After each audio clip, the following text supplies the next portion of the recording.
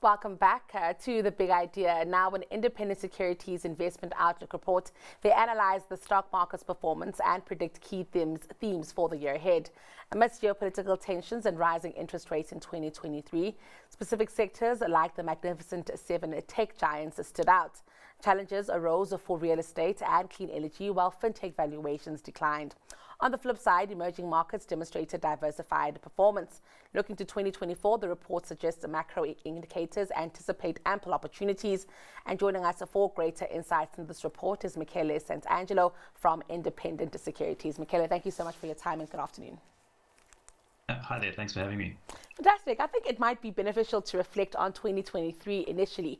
A very volatile year. I think, what we really actually saw equities taking a beating, except for those a magnificent seven. Help us put that into perspective. Well, I think there was a huge divergence in performances across markets.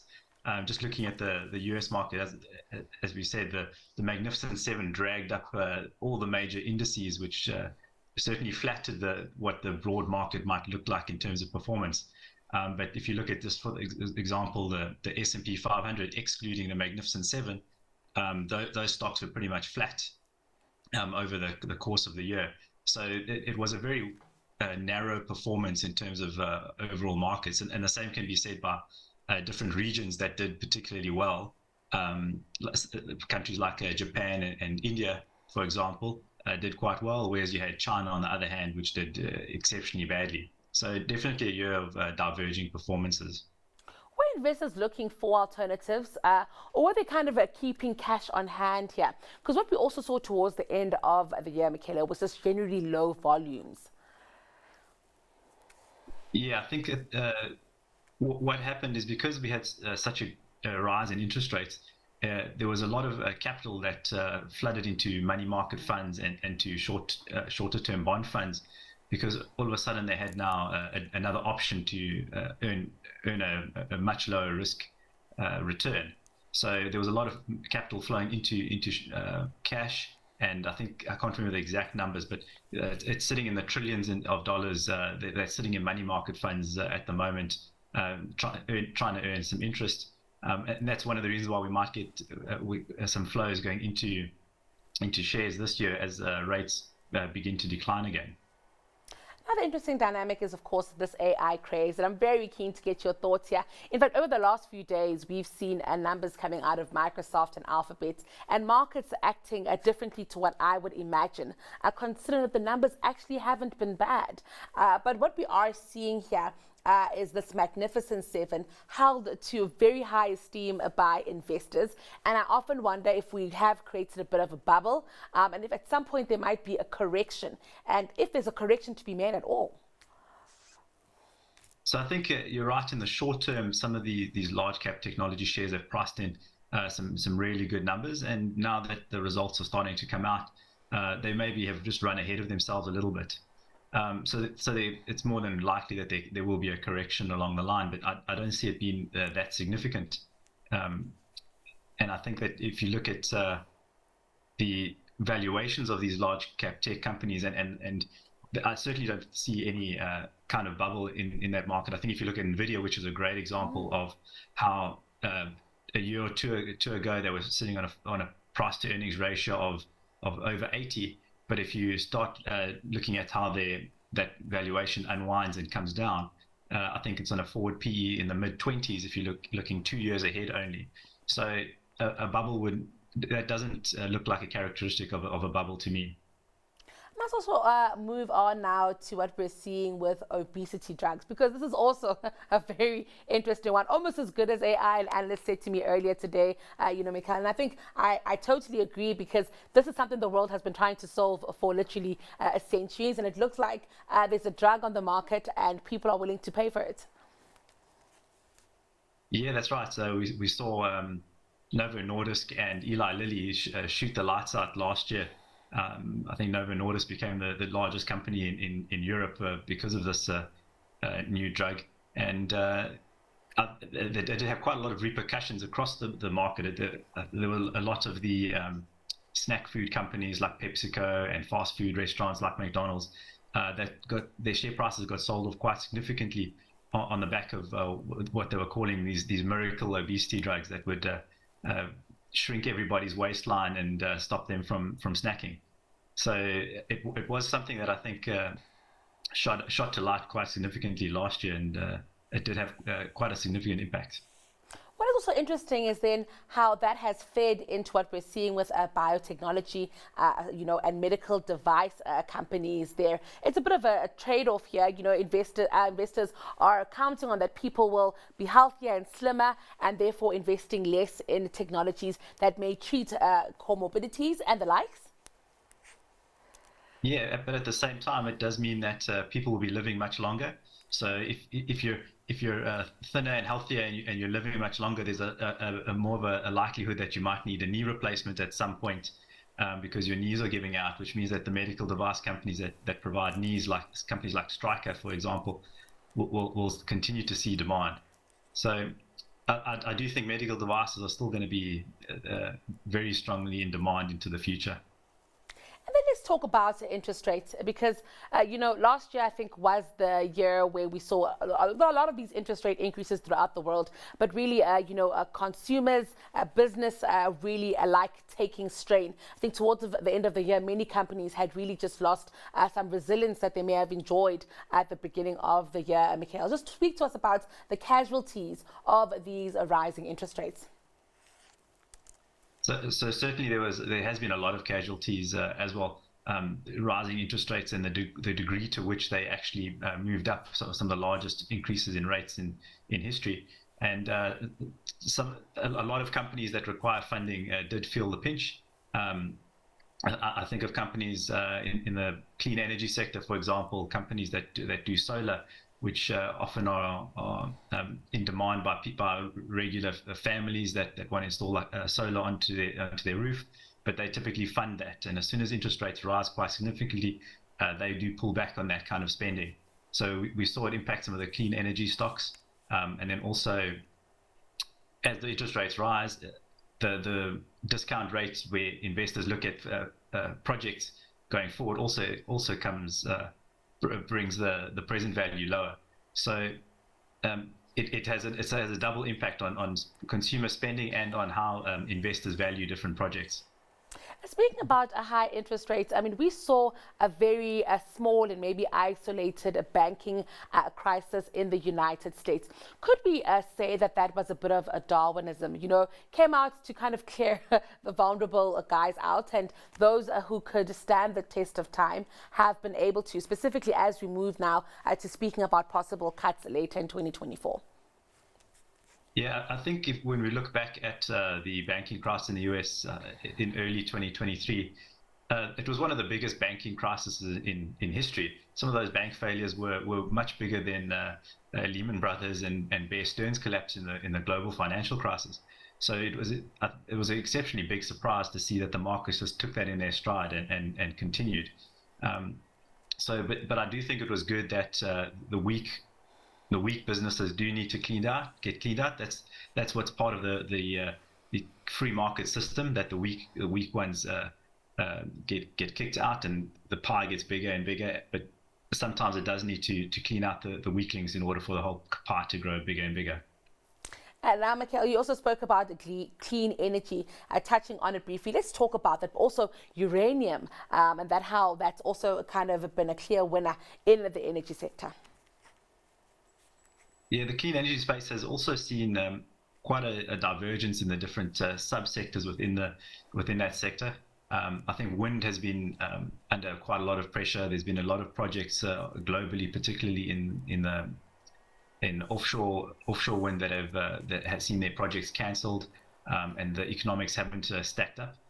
Solar hasn't done too badly, depending on the type of projects, but certainly since we've seen more acceptance for nuclear energy as a clean source of energy, particularly in Europe and certainly in Asia, we've seen the uranium price pick up quite dramatically, and it's especially gone up so much because there's been such little investment happening in that sector for so many years.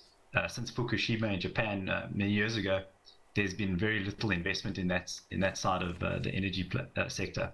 So we have seen a lot of interest back there. Just China on their own have got over 20 nuclear reactors in construction. So the demand is still certainly going to be there. I'd like us to then look ahead to 2024. I think we are only 1 month in, and what a year it's been, But let's talk about what we are anticipating to drive us this year. So I think the story still is about interest rates. We are definitely going to get interest rate cuts this year. We do think that the market was maybe a little bit too excited about interest rate cuts, bringing them a bit too far forward to the beginning of the year. But certainly by middle of the year, we'll start seeing interest rates being cut in the US, and we'll likely see that starting to happen across the world. And that's certainly going to be supportive of equities, supportive of consumer spending. So that'll also drive capital that's sitting in money market funds into the active markets again. So we're quite positive on that from a macro perspective. And that will drive into the different sector themes that we think will do well during the course of the year. I'd like us to touch on those ones, maybe the most obvious ones being the likes of real estate, definitely benefiting from lower interest rates, Michele, but also help us unpack some of the others that you've covered. So we do like biotechnology. That is a key theme that we think is going to do quite well. It had a horrid 2023, and valuations there are looking quite attractive. There is a huge amount of cash sitting on these biotech companies' balance sheets, and so if you look at their cash holdings relative to their market cap, they've got quite a significant percentage of their net asset value sitting in cash. And one of the things that we do really like about that sector is the impact that artificial intelligence is having in that sector.